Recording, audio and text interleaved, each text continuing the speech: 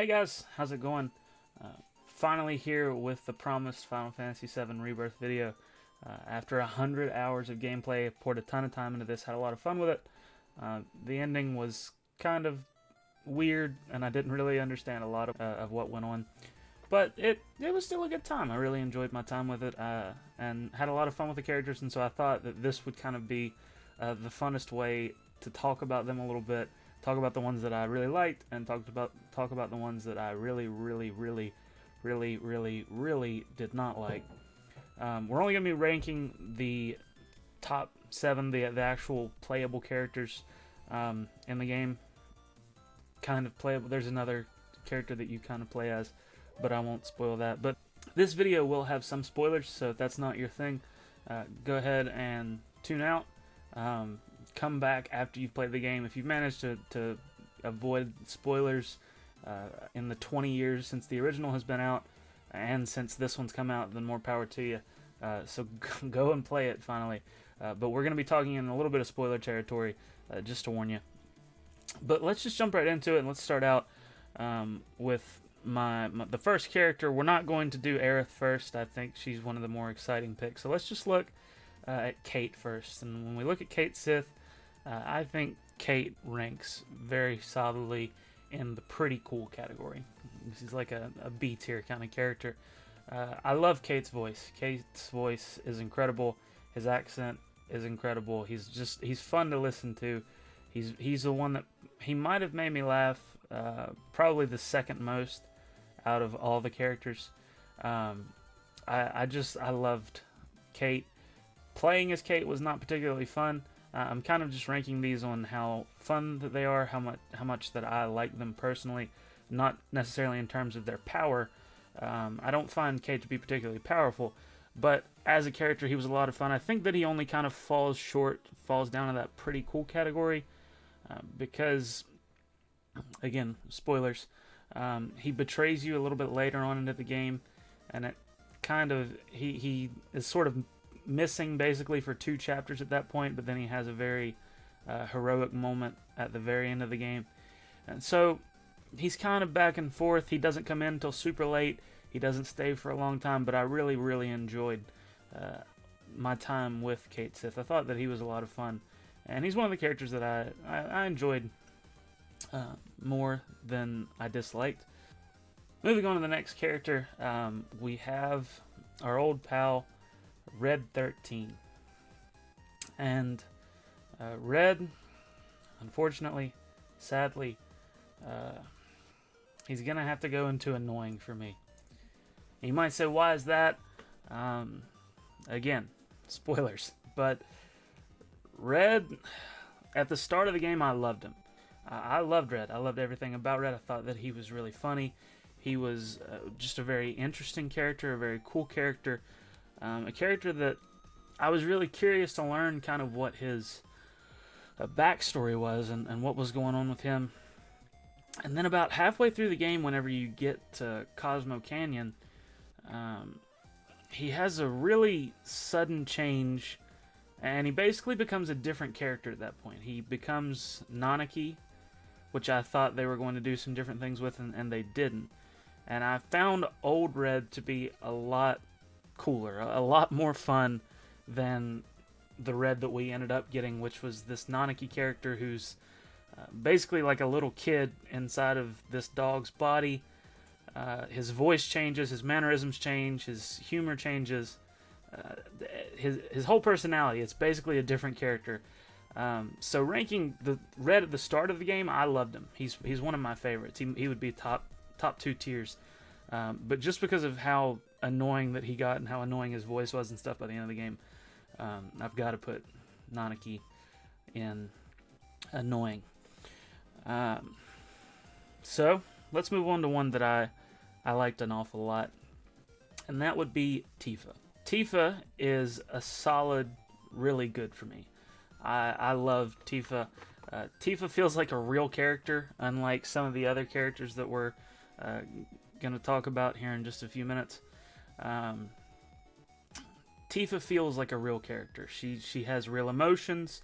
She has real desires. She has real scars. She has real She just feels like a real person and has a real personality, which is not something that you can say for all the characters in the game. Some of these characters are almost caricatures of other characters. They don't behave like real humans would.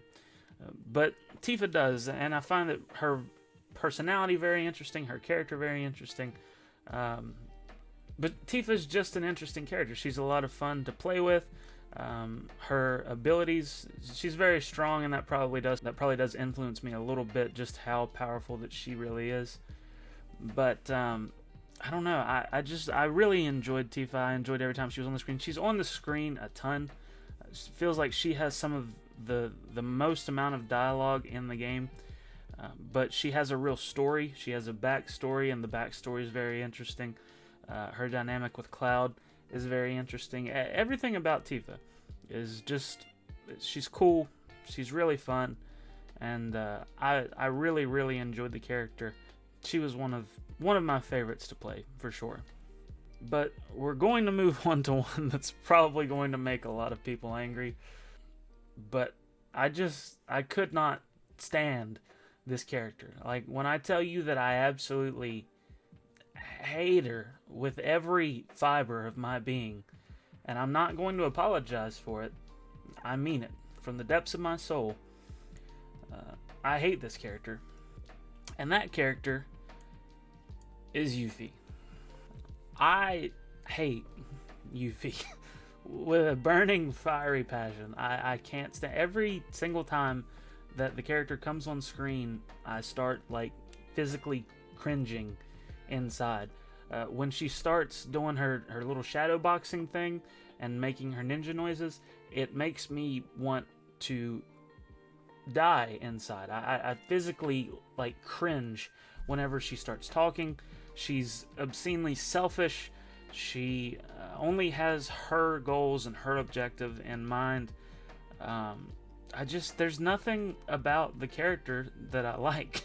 She's not funny. She's not kind. She's not trustworthy.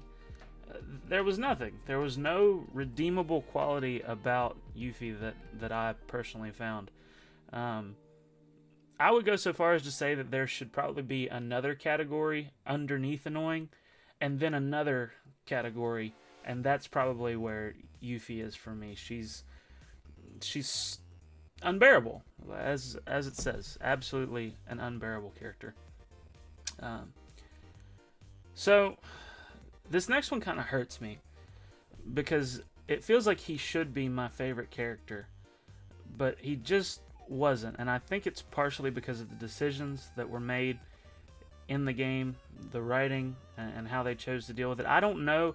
I've never played the original Final Fantasy VII, so I don't know if this is how this character actually behaves in that game.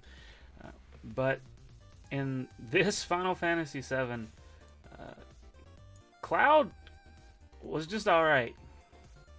He goes through like at least 75% of the game just putting his hands on his head and going, ugh, ugh. Or not even making a noise. He just puts his hand on his head as he has some kind of flashback or flash to another universe or whatever it is. There's very few interesting things that actually happen in this game with Cloud.